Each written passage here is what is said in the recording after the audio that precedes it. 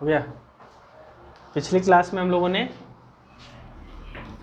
Multi stage amplifier का जो है block diagram, basic block diagram बना के हम लोगों ने समझा था। वहाँ पे क्या था, आपके पास फर्स्ट स्टेज था, कपलिंग डिवाइस थी, फिर आपका फर्स्ट स्टेज था, फिर कपलिंग डिवाइस थी, ऐसा था।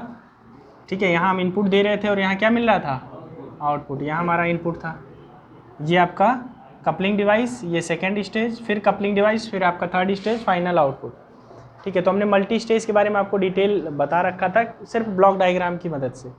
और मैंने ये बताया था कि आपका इसमें क्या क्या इसके पैरामीटर्स होते हैं, कौन कौन से टर्म्स होते हैं जो हम लोग कैलकुलेट करते हैं। तो बेसिक हमने आपको गेन वगैरह के बारे में बताया था, फ्रीक्वेंसी रिस्पॉन्स बताया था। ठीक, तो आज हम लोग देखेंगे कि गेन इन डेसिबल, डेसिबल में गेन क्या होता है।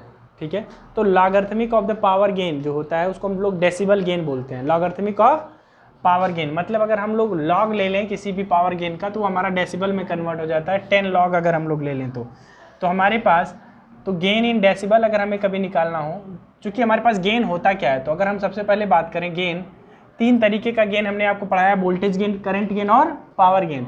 तो हमारा पावर गेन जो होता है वो होता है पी आउटपुट अपान पी इनपुट। ठीक है ना। इसको समझने के लिए हम एक सर्किट आपको बना देते हैं ऐसे छोटा सा, और इसी की हेल्प से अभी हम सब के सब कैलकुलेट कर लेंगे। ये आपका एक एम्पलीफायर है, यहाँ पे आपका यहाँ इनपुट वोल्टेज होगा, यहाँ इनपुट करंट होगी, और यहाँ पे हम मान लेते हैं क्या है, इनपुट पावर पी इन। यहाँ हमारे पास लोड है, आउटपुट करंट है, यहाँ आउटपुट वोल्टेज होगा, और यहाँ होगा आपका output power P out, amplifier. समझ रहे हैं। अब अगर हम इसका गेन कैलकुलेट कर रहे हैं, इसको हमें लॉग में ले जाना है और डेसिबल में ले जाना है, तो gain in decibel, gain in dB में कन्वर्ट करने के लिए हम लोग क्या कर देंगे, 10 log P out upon P in. ये जो वैल्यू आएगी ये किस में आएगी, ये डेसिबल में आएगा। ये किस में आएगा, डेसिबल में, डीबी में आएगा। मतलब पावर को हम लोग बेल या डेसिबल में कैलकुलेट करते हैं, बेल या डेसिबल में। तो बेल इज इक्वल टू अगर हमें निकालना हो तो एक बेल बराबर क्या होता है, 10 डेसिबल। एक बेल बराबर क्या होता है, समझ रहे हैं। तो एक बेल बराबर 10 डेसिबल। अगर हमें बेल में कैलकुलेट करना हो कभी भी पावर, तो 10 यहाँ से हटा देंगे, आपका बेल में आ जाएगा। अदरवाइज 10 से मल्टीप्लाई कर देंगे तो ये डेसिबल में आ जाएगा। मतलब logarithmic of the power gain is known as a power gain in decibel. बात क्लियर है।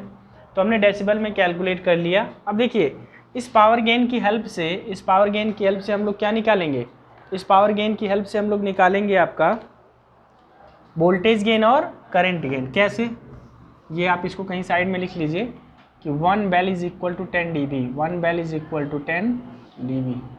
अगर हमें वोल्टेज गेन और करंट गेन निकालना है तो अब देखिए वोल्टेज गेन अगर हमें समझना है पावर गेन की हेल्प से, तो कैसे हम निकालेंगे। आपको पता है कि कहीं पर भी पावर जो आपका, अगर आउटपुट पावर की बात करेंगे तो ये आपका हो जाएगा V2 का स्क्वायर अपान R आउटपुट। ठीक है ना, या RL आप बोल दीजिए, लोड रेजिस्टेंस या आउटपुट साइड का रेजिस्टेंस। ये P आउट अगर हमें निकालना है। अगर हमें P इन निकालना है तो हम क्या लिखेंगे, V1 का स्क्वायर अपान या RI। ठीक है ना। इनपुट रेजिस्टेंस की अगर हम लोग बात करें, ठीक है। अब ये जो रेजिस्टेंस यहाँ पे लिया जाता है वो लगभग आपका क्या लिया जाता है, सिमिलर। मतलब हम लोग मान लेते हैं कि रेजिस्टेंस आपके सिमिलर है, ये हम लोग R ले लिए, मतलब आउटपुट पावर का और इनपुट पावर का। अब देखिए होगा क्या, हमें गेन निकालना है इन dB, कौन सा, वोल्टेज गेन। तो आप देखिएगा 10 लॉग बेस 10, यहाँ हम लोग लिखेंगे V2 square upon R, V1 square upon R से R कैंसिल आउट हो जाएगा। तो यहाँ पे आपका हो जाएगा, ध्यान से देखिए 10 लॉग V2 अपान V1 का स्क्वायर, ये होगा क्या। अब यहाँ पे हम लोग लिख सकते हैं 20 लॉग V2 अपान, ये क्या आया, गेन, वोल्टेज गेन। कौन सा गेन, इसको हम लोग लिख सकते हैं AV, क्या, AV इन dB, AV इन, AV का मतलब क्या, voltage gain in decibel, voltage gain in decibel. अगर करंट गेन हमें निकालना हो इसी फार्मूले से अगर हमें करंट गेन डेसिबल में निकालना हो तो क्या कर देंगे, इसको समझिएगा, करंट गेन इन dB, तो करंट गेन डेसिबल में क्या होगा, ऐसे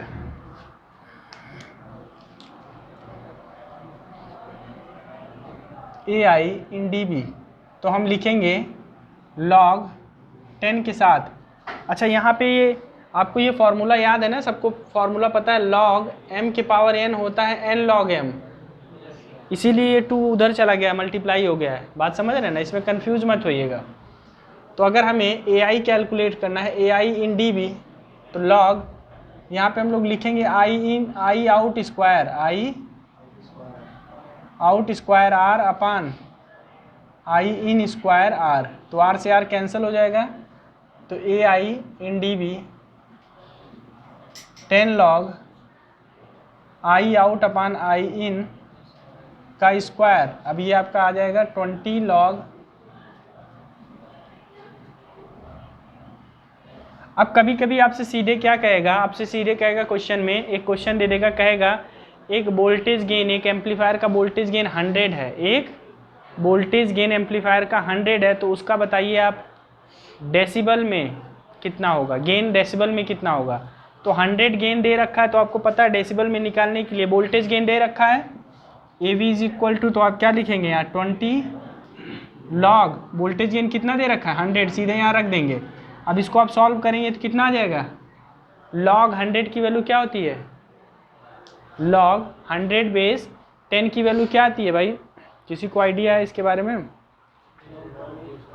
100 की वैल्यू हमेशा 1 होती है कि 2 होती है, कितना होता है, log नहीं, log 10 की वैल्यू, ये log 100 बेस 10, ये इसकी वैल्यू हमेशा 1 होती है ना, तो ये आपका आ जाएगा कितना 20 dB, कितना आ जाएगा, ये आपका ये कैलकुलेटर से आप इसको निकाल सकते हैं, कोई दिक्कत है। तो कभी भी अगर ऐसा क्वेश्चन आता है तो आप कंफ्यूज नहीं होंगे, करंट गेन दिया होगा, वोल्टेज गेन दिया होगा, तो आप ऐसा नहीं करेंगे कि अरे ये तो ये इसकी वैल्यू दे रखा है, ये I1 अपान I2 या V1 अपान V2 अपान V1 या I2 अपान I1 का रेशियो दे रखा होगा, मतलब आउटपुट अपान इनपुट का रेशियो, जो हमारा करंट गेन, वोल्टेज गेन या पावर गेन है। बात क्लियर है। और एक चीज़ और यहाँ पे आपको देखने को मिल रहा है, जब भी हम पावर गेन कैलकुलेट करते हैं डेसिबल में, तो 10 log के साथ होता है, हमेशा याद रखिएगा, किसके साथ होता है 10 log के साथ, लेकिन जब हम वोल्टेज गेन और करंट गेन निकालते हैं तो 20 log के साथ होता है। तो ये भी आप दिमाग में रखिएगा बिल्कुल, ऐसा ना हो पता चले आपसे कह दिया किसी एम्पलीफायर का पावर गेन 100 है, तो बताइए उसका डेसिबल में कितना गेन होगा, बस आपने उठा के इसमें पुट कर दिया 20 के साथ, तो आंसर गलत हो गया। बात समझ रहे हैं ना, हाँ, तो इसको आप थोड़ा सा ध्यान दीजिएगा, फिलहाल इसको नोट कर लीजिए आप। जो चलिए हम लोगों ने डेसिबल में गेन कैलकुलेट करना सीखा, अब उसका एडवांटेज देख लेते हैं, क्या एडवांटेज, हम क्यों डेसिबल में निकालते हैं। क्योंकि हम यहाँ पे मल्टी स्टेज ट्रांजिस्टर एम्पलीफायर की बात करेंगे, तो हर एक स्टेज का अपना अलग अलग क्या होगा, गेन होगा। जितने भी स्टेज होंगे, stage first, second, third, fourth, जितने भी स्टेजेस होंगे उनका अपना अलग अलग गेन होगा। तो डेसिबल में निकालने से इस पर क्या इफेक्ट पड़ता है, तो जो आपका गेन आता है, जो टोटल गेन होता है, जो टोटल गेन होता है कभी भी, वो होता है आपका, जैसे मान लीजिए हम एक यहाँ पे 2 स्टेज ले लें, स्टेज फर्स्ट और स्टेज सेकेंड, हमने 2 स्टेज ले लिया। यहाँ पे आपके पास फर्स्ट स्टेज है, यहाँ आपका सेकेंड स्टेज है एम्पलीफायर का, यहाँ पे आपने V1 इनपुट दिया, यहाँ आपका V2 आउटपुट आ रहा है, यही आउटपुट दूसरे के लिए इनपुट का काम करेगा, और यहाँ V3 आउटपुट है। तो यहाँ पे आपको गेन जो देखने को मिलेगा, टोटल गेन इसका यहाँ से यहाँ तक, तो ये मिलेगा आपको V2 अपान V1 इंटू V3 अपान, मतलब दोनों का मल्टीपल आप कह सकते हैं V3 अपान V1 टोटल गेन मिलेगा। तो ये जो गेन आपको दिख रहा है, ये जो गेन आपको दिख रहा है, ये नॉर्मल गेन हमने निकाला, कैसे नॉर्मल। लेकिन टोटल गेन अगर डेसिबल में हम देखें, टोटल गेन इन dB अगर देखेंगे, तो आपको क्या मिलेगा, log 10 लगाएंगे ना, वोल्टेज गेन हम यहाँ 20 लगा लें, 20 लेकर के हम लोग चलते हैं, तो हम लोग यहाँ पे क्या लगा लें 20 लगा लें अगर, तो 20 लगाने में मेरे ख्याल से कोई दिक्कत नहीं होनी चाहिए, क्योंकि हम वोल्टेज गेन की बात कर रहे हैं। तो आप 20 ले लो, 20 log क्या V2 अपान V1, V2 अपान V1, मतलब ये वाली वैल्यू, हाँ V2 अपान आपने क्या ले लिया V1 इंटू V3 अपान, आपने एक फॉर्मूला पढ़ा है क्या, log m into n, log m plus होता है। तो आप यहाँ पे अगर इसको देखेंगे तो 20 log, कैंसिल करने की ज़रूरत नहीं है, पहले बात को ध्यान समझिए, plus 20 log,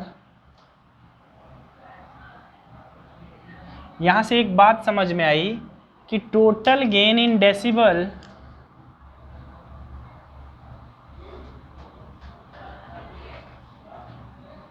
is equal to gain of first stage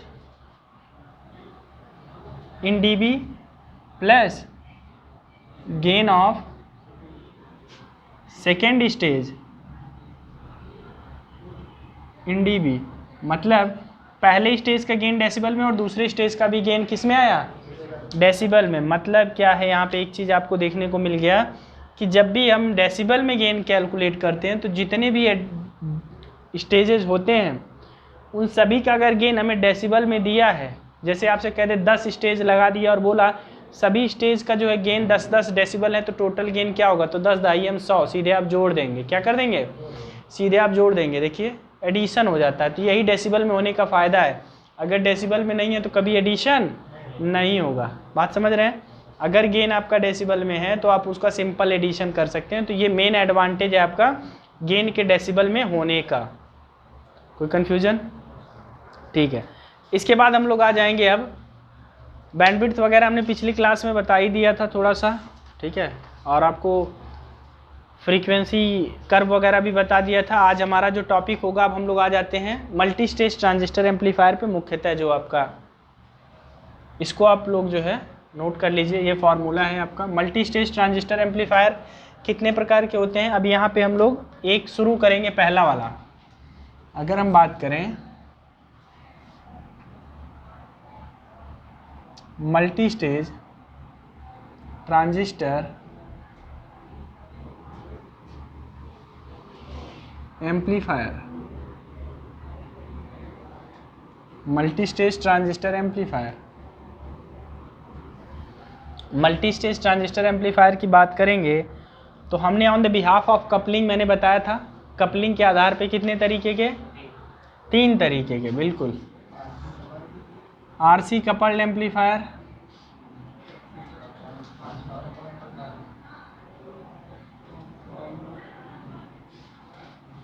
transformer coupled,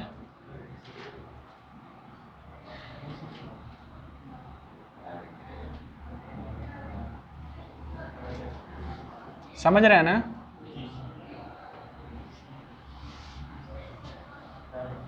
और एक आपका डायरेक्ट कपल एम्पलीफायर। देखिए इसको हम लोग एक एक करके सीक्वेंस में पढ़ेंगे। इम्पॉर्टेंट चीज़ क्या है, कभी भी जब आप पढ़ना शुरू करते हैं चीज़ों को लेकर के, तो होपलेस मत हुआ करिए, चीज़ों को एकदम बैलेंस करके चला करिए। कुछ है नहीं, सारी चीज़ें बहुत ईजिली आपको एक एक करके स्टेप्स में समझ में आ जाएंगी।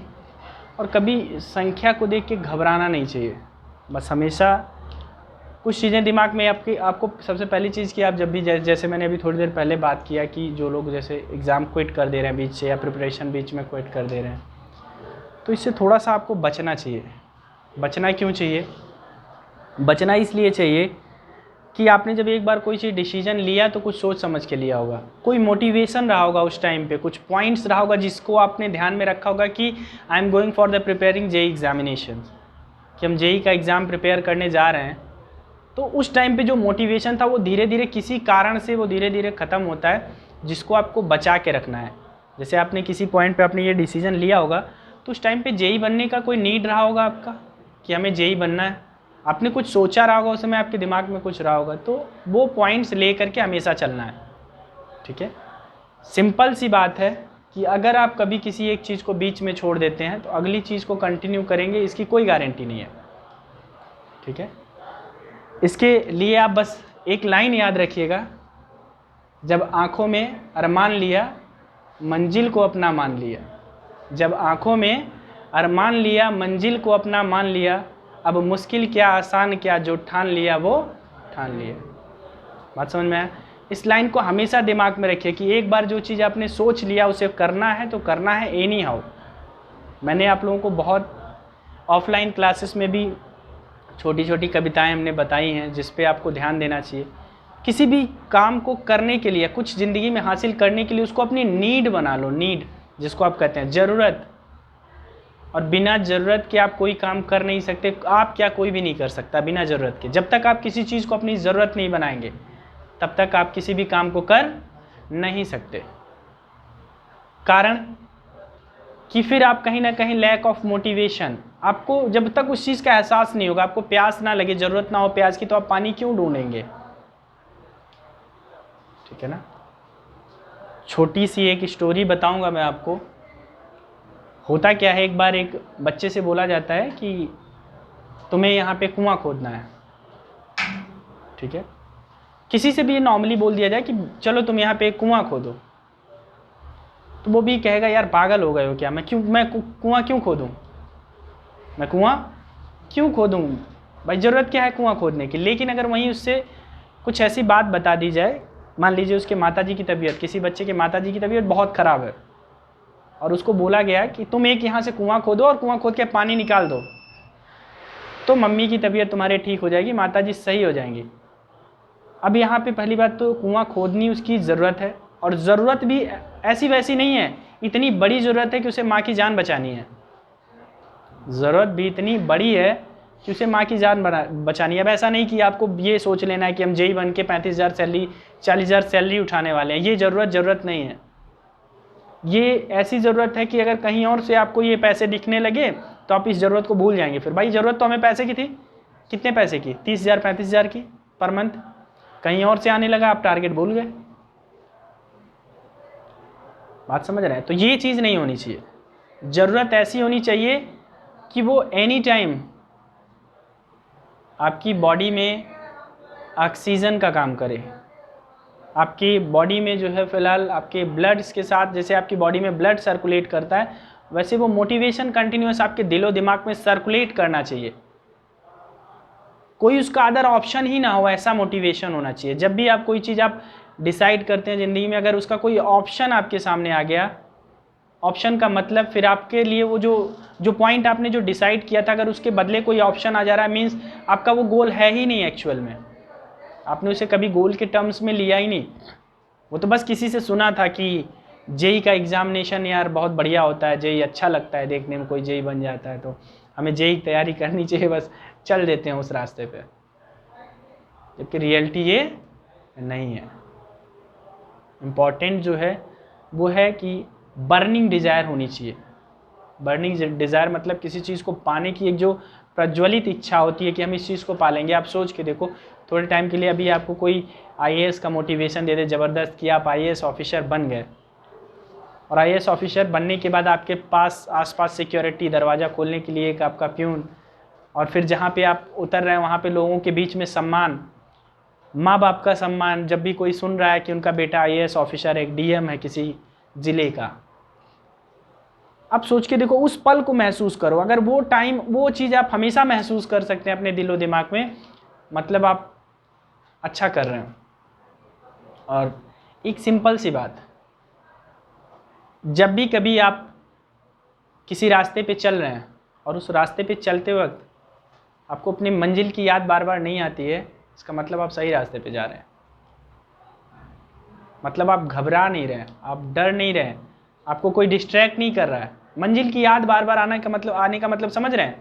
मंजिल की याद कब आती है? जैसे मान लीजिए, बहुत सिंपल सा एग्जांपल दे रहा हूँ, मान लीजिए आप जेई की एग्ज़ाम की प्रिपरेशन कर रहे हैं, आपकी डेली क्लास की टाइमिंग 4:30 से लेकर के 7:30 की टाइमिंग है। आप आते हैं, क्लास करते हैं, 2-4 दिन आप डेली, आपका ये रूटीन है, आप क्लास आते हो, डेली जाते हो, क्लास करके पढ़ते हो, ये आपका डेली रूटीन में चल रहा था। कभी नहीं आपको याद करने की ज़रूरत ही नहीं है कि हम कहाँ जा रहे हैं, कहाँ से आ रहे हैं। लेकिन आप मान के चलो इस सीक्वेंस को आपने तोड़ दिया, 4-5 दिन आप कहीं और जाने लगे, जिम जाने लगे, घूमने जाने लगे, गर्लफ्रेंड को पार्क घुमाने पहुंच गए, मान लीजिए ऐसा कर रहे हैं आप, घुमाने पहुंच गए, या जो है मधुशाला पे पहुंच गए इनके साथ, विशाल के साथ, है ना। तो आप जब ऐसे पॉइंट्स पे जाएंगे तो 1 दिन 2 दिन आपको ये बात याद नहीं आएगी कि हम कहाँ से कहाँ जा रहे हैं, लेकिन एक टाइम के बाद आपको याद आएगा कि यार मेरी मंजिल तो जेई एग्ज़ाम की प्रिपरेशन करना था, सर के यहाँ हम कोचिंग जाते थे, अभी हम आखिर क्या कर रहे हैं। मंजिल जब आपको याद आया मतलब आप किसी और डायरेक्शन में जा रहे हैं। जिस टाइम पे आपको मंजिल याद आया कि हमारी मंजिल कुछ और है, मतलब आप गलत डायरेक्शन में जा रहे हैं। तो प्रयास करिए कि कितना बेहतर मेंटेन कर सकते हैं चीज़ों को, वो ज़्यादा इम्पॉर्टेंट है। खैर आइए हम चीज़ों को आगे देखते हैं। ये हमारे पास मल्टी स्टेज ट्रांजिस्टर एम्पलीफायर है, इसमें आरसी कपल्ड एम्पलीफायर है, ट्रांसफार्मर कपल्ड है, डायरेक्ट कपल्ड है।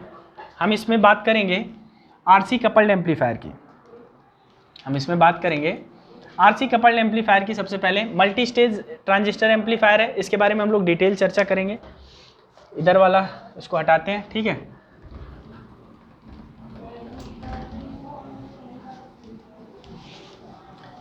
हमेशा याद रखिए दुनिया में कोई भी चीज़ आपसे बढ़कर नहीं है, आपकी मंजिल से बढ़कर नहीं है। आपने अगर ठान लिया तो हर एक चीज़ दुनिया की आपके सामने छोटी हो सकती है। दुनिया में एक काम करना कभी भी ज़िंदगी में, खुद को बेवकूफ़ मत बनने देना, या बनाना नहीं खुद से। एक्सक्यूज़ेस देना कम कर दो। जब आप खुद को बेवकूफ़ बनाएंगे मतलब आप कभी सफल नहीं होंगे। जैसे बेवकूफ़ बनाते हैं ना कि यार अभी तो एग्ज़ाम बहुत दिन है, बाद में पढ़ लेंगे, यार ये काम कर लेते हैं, ये काम बाद में कर लेंगे। तो बेवकूफ़ बनाना जो है सबसे ख़तरनाक होता है। आरसी कपल्ड ट्रांजिस्टर एम्पलीफायर हम लोग देखने जा रहे हैं। ये ट्रांजिस्टर एम्पलीफायर ही पढ़ रहे हैं, ठीक है। ट्रांजिस्टर मैंने बीच में नहीं लिखा तो कंफ्यूज मत होइएगा कि सर ने ट्रांजिस्टर मेंशन नहीं किया है, ट्रांजिस्टर एम्पलीफायर ही है, ठीक है। एफईटी एम्पलीफायर भी होता है।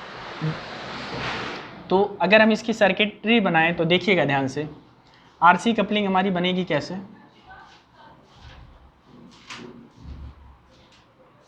सबसे पहले हम 2 स्टेज बनाएंगे। क्या बनाएंगे? 2 स्टेज हमारे पास जो होता है,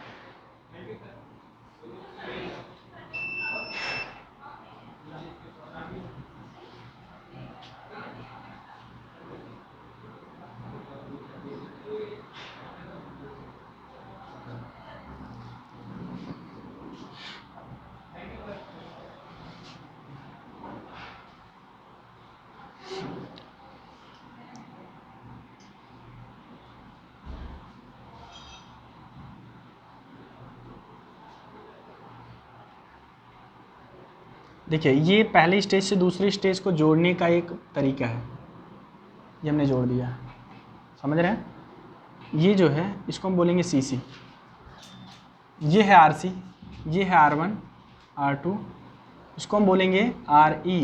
यहाँ पे क्या लगा था, नाम सबका याद है ना, CE बाईपास कैपेसिटर, इसको हम बोलेंगे C0। मान लीजिए हमें 2 ही स्टेज का एम्पलीफायर बनाना है, ठीक है।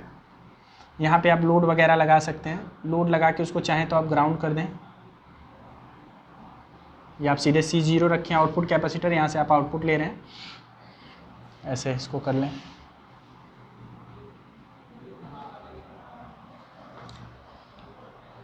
सेकेंड वाला स्टेज हम लोग फर्स्ट वाला कंप्लीट करते हैं।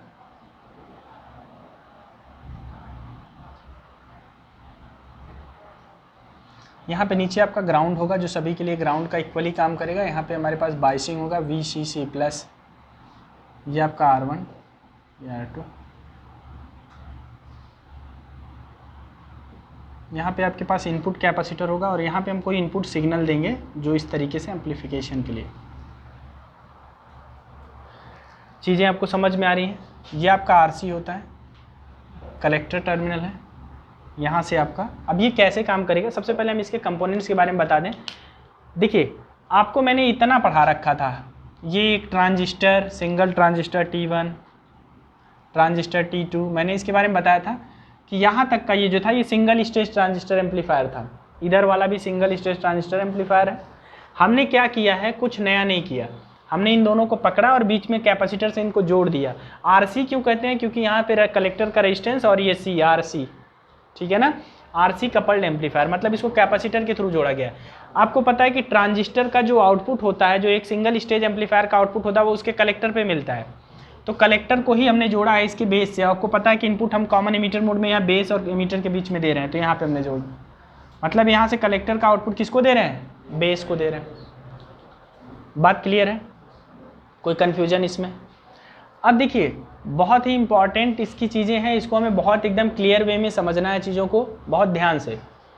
सारे कंपोनेंट की अगर हम बात कर दें, अगर ट्रांजिस्टर T1 के लिए आप देखेंगे, ट्रांजिस्टर T1 के लिए, तो अगर हम यहाँ पे आपसे बोलें R1, R2, RE, ये क्या है, बायसिंग रेजिस्टेंस, जानते हैं ना, बायसिंग रेजिस्टेंस है, ये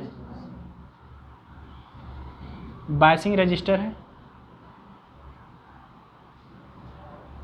CE क्या है, बाईपास कैपेसिटर, याद है सबको, बाईपास कैपेसिटर, ये सबके लिए वही है। सी इन क्या है, इनपुट कैपेसिटर, इनपुट। C0 क्या है, आउटपुट।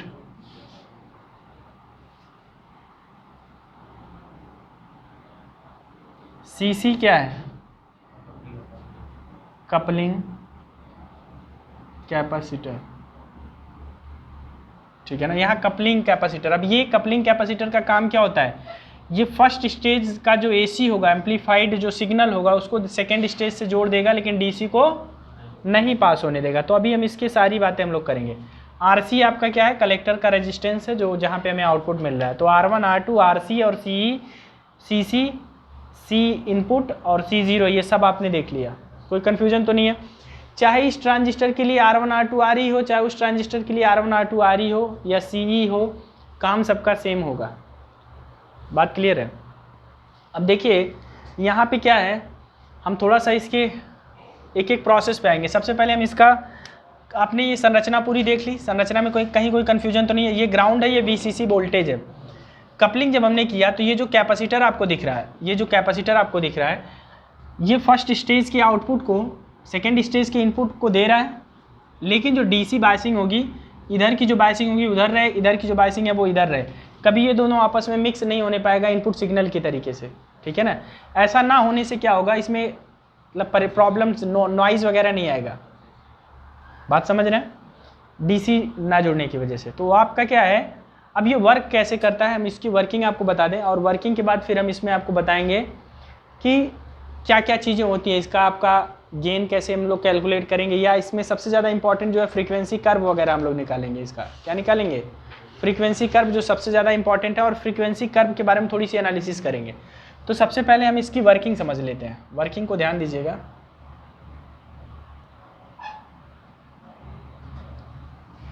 वर्किंग में क्या होता है, ध्यान दीजिएगा, ये सबसे पॉपुलर, यहाँ पे ये भी कुछ पॉइंट्स है, आप इसको ध्यान दीजिएगा। वर्किंग पे आते हैं। सबसे पॉपुलर एम्पलीफायर है, कैसा, बहुत ज़्यादा पॉपुलर है, और इसको हम लोग ज़्यादातर वोल्टेज एम्पलीफिकेशन के लिए यूज़ करते हैं, ठीक है ना। वोल्टेज एम्पलीफिकेशन के लिए ऑडियो रेंज में हम लोग इसको यूज़ करते हैं। अब देखिएगा, वर्किंग की अगर बात करें तो जब बेस पर हम कोई इनपुट सिग्नल यहाँ अप्लाई करते हैं, तो ये ट्रांजिस्टर T1 द्वारा एम्पलीफाई होकर के कहाँ भेज दिया जाता है, अपने कलेक्टर पे। और यहाँ पे एक कपलिंग कैपेसिटर लगा हुआ है, इसकी प्रॉपर्टी होती है ये AC को पास करता है और DC को ब्लॉक करता है। तो यहाँ से इनपुट सिग्नल को पास करेगा, ट्रांजिस्टर किसको देगा, T2, और ट्रांजिस्टर T2 को जब ये देगा, जब ये ट्रांजिस्टर T2 को जाएगा, तो ट्रांजिस्टर T2 इसको एम्पलीफाई करके कहाँ भेज देगा, अपने कलेक्टर पे, और इस कलेक्टर से हम फाइनल आउटपुट ले लेंगे। तो यहाँ हमें मिल जाएगा क्या, आउटपुट, ये इस जगह पे आपको आउटपुट मिल जाएगा।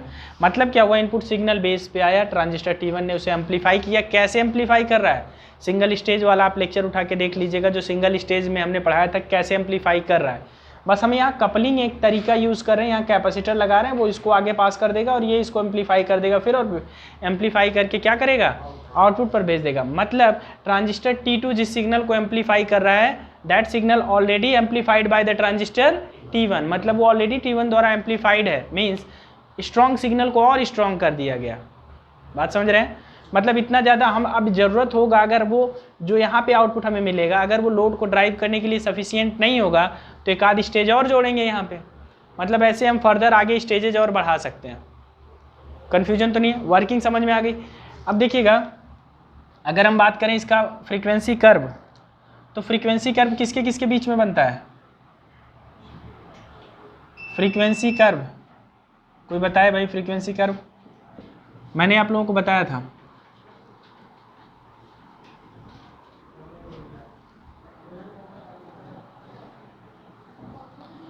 फ्रीक्वेंसी कर्व जो होता है बच्चों, वोल्टेज गेन और जो आप इनपुट यूज कर रहे हैं उसकी फ्रीक्वेंसी क्या है?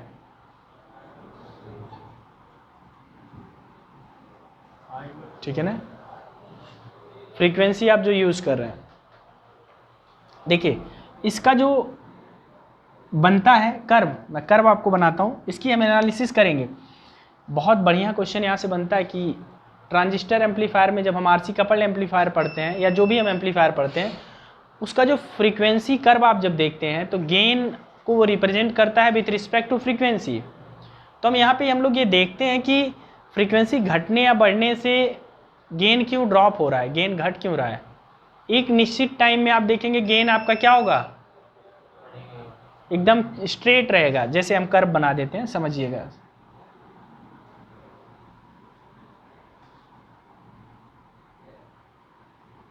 ठीक है ना, इस कर्व को आप ध्यान से देखिए। यहाँ पे एक फ्रीक्वेंसी है, एक फ्रीक्वेंसी यहाँ पे है, यहाँ पे गेन कांस्टेंट है, यहाँ पे गेन क्या है? कांस्टेंट है। इस रीजन में गेन कांस्टेंट है और इससे पहले भी गेन घट रहा है, उसके बाद भी। मान लीजिए ये आपका 50 हर्ट्ज है और ये आपका 20 किलो हर्ट्ज है। ये 50 हर्ट्ज है, ये 20 किलो हर्ट्ज है। ठीक है, आपने एक इसको रेशियो मान लिया, क्योंकि ऑडियो फ्रीक्वेंसी रेंज का है, रेडियो है नहीं। ठीक है, तो यहाँ पे हमारा गेन कांस्टेंट है। अब गेन इसमें जो फ्रीक्वेंसी कर्व में जो सबसे बढ़िया प्रश्न बनता है वो यही बनता है कि लो फ्रीक्वेंसी पे गेन कम क्यों है। मतलब जब फ्रीक्वेंसी हमारी कम है, आप देखो तो गेन घटा हुआ है ना। जब फ्रीक्वेंसी 20 किलो हर्ट्ज से ऊपर गई तब भी हमारा गेन क्या हो रहा है? घटा हुआ है। तो ऐसा क्यों हो रहा है? यही क्वेश्चन आपका सबसे बढ़िया यहाँ पे बनता है। तो इसका जो आंसर है उसको हम लोग देखेंगे। मतलब लो फ्रीक्वेंसी पे गेन का कम होना, हाई फ्रीक्वेंसी पे भी गेन का कम होना, मतलब बहुत लो फ्रीक्वेंसी पर भी और हाई फ्रीक्वेंसी पर भी। तो उस पर हम लोग चर्चा करते हैं। ठीक है, ये आपने जो है देखा होगा। देखिए तो हम सबसे पहली एनालिसिस यहाँ पे कर लेते हैं हाई फ्रीक्वेंसी पर। इसका पहले हम देखते हैं लो फ्रीक्वेंसी पे गेन कम क्यों होता है। हम ऊपर वाला ये मिटा देते हैं, यहाँ से समझेंगे। ये आरसी कपल्ड एम्पलीफायर तो समझ में आया है, ये कर्व समझ में आ रहा है कि ये जो रीजन है यहाँ पे गेन कांस्टेंट है और इधर रीजन में गेन घट रहा है, उधर रीजन में गेन घट रहा है। ठीक है ना, और ये फ्रीक्वेंसी लाइन है, ये आपका गेन वाली लाइन है। तो अब आप देखिएगा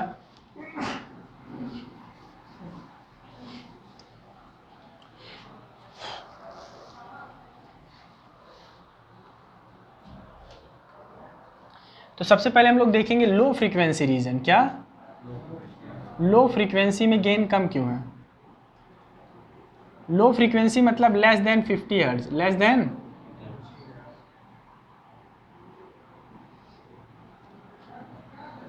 50 हर्ट्ज से नीचे गेन घट क्यों रहा है? तो अब आप जानते हैं, थोड़ा सा हम कैपेसिटर की प्रॉपर्टी पे आ जाते हैं। एक कैपेसिटर जो होता है वो क्या होता है? 1/, अगर फ्रीक्वेंसी ज़्यादा होगी तो रिएक्टेंस, फ्रीक्वेंसी कम होगी तो रिएक्टेंस। अब आप जब 50 हर्ट्ज से नीचे की फ्रीक्वेंसी जब यूज़ करते हैं तो ये जो कपलिंग कैपेसिटर है बेचारा, इसका रिएक्टेंस बहुत बढ़ जाता है। क्या होता है? रिएक्टेंस इसका बहुत बढ़ जाता है। अब जब इसका रिएक्टेंस ज़्यादा होगा तो ये पहले स्टेज से जो एम्पलीफाइड गेन है, जो आउटपुट है, उसको पूरी तरीके से सेकेंड स्टेज को नहीं देगा। बात समझ रहे हैं? पूरी तरीके से सेकेंड स्टेज को नहीं देगा। क्यों? क्योंकि इसका इम्पीडेंस ज़्यादा है, मतलब इसका रिएक्टेंस ज़्यादा है। अब रिएक्टेंस ज़्यादा है तो ये पूरी तरीके से इसको नहीं देगा, जिसकी वजह से आपको जब ये पूरा सिग्नल नहीं पाएगा तो इसको एम्पलीफाई करके आउटपुट पे कैसे देगा? तो गेन आपका पहला तरीका यहाँ से घटा। बात क्लियर है?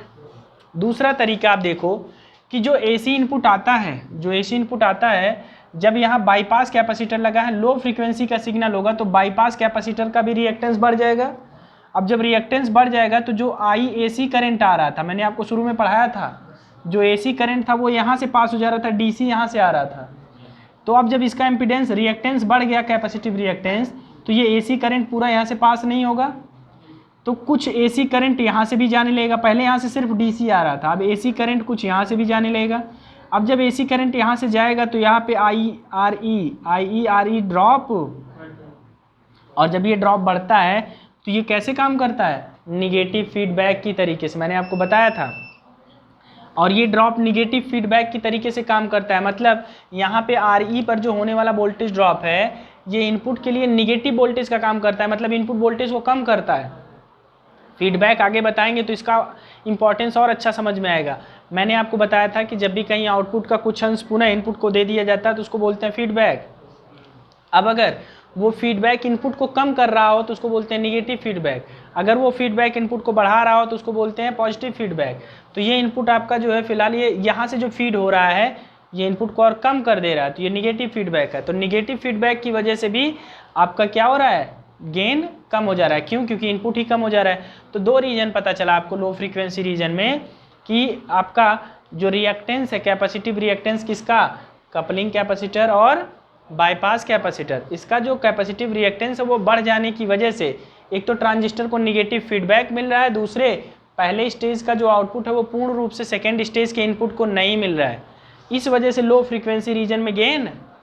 कॉन्सेप्ट क्लियर है सबका, कोई दिक्कत तो नहीं इसमें। अब देखिए हाई फ्रीक्वेंसी रीजन पे आ जाइए। हाई फ्रीक्वेंसी मतलब ग्रेटर देन 20 किलोहर्ट्ज। कोई इसमें दिमाग लगाए जरा सा भी, क्या रीजन हो सकता है, किसी को आइडिया अगर जरा सा भी हो जाए। हाई फ्रीक्वेंसी रीजन की जब भी बात करेंगे तब क्या होगा,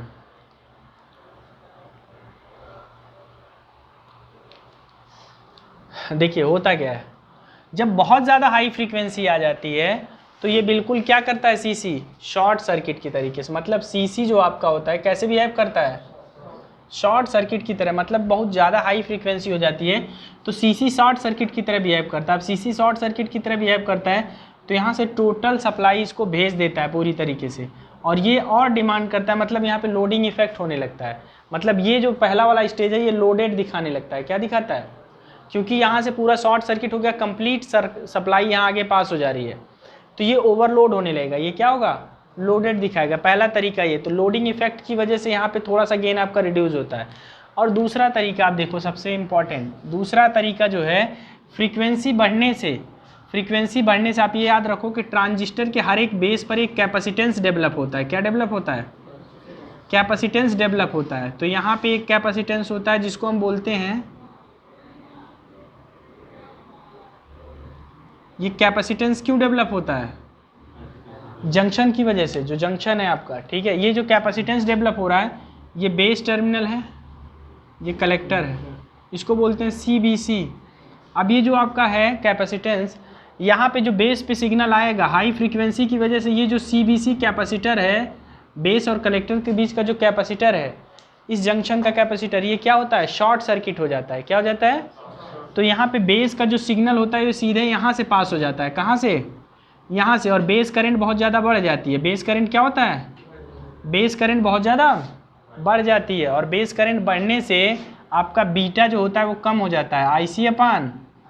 अगर कभी भी बेस करंट बढ़ेगा तो बीटा क्या हो जाएगा, कम हो जाएगा। और जब बीटा कम होगा तो ऑब्वियस सी बात है, जब बीटा कम होगा तो आपका कलेक्टर पे जाने वाला करंट कम हो जाएगा, और कलेक्टर पे जाने वाला करंट कम हुआ मतलब एम्प्लीफिकेशन आपका कम, एम्प्लीफिकेशन कम मतलब गेन कम।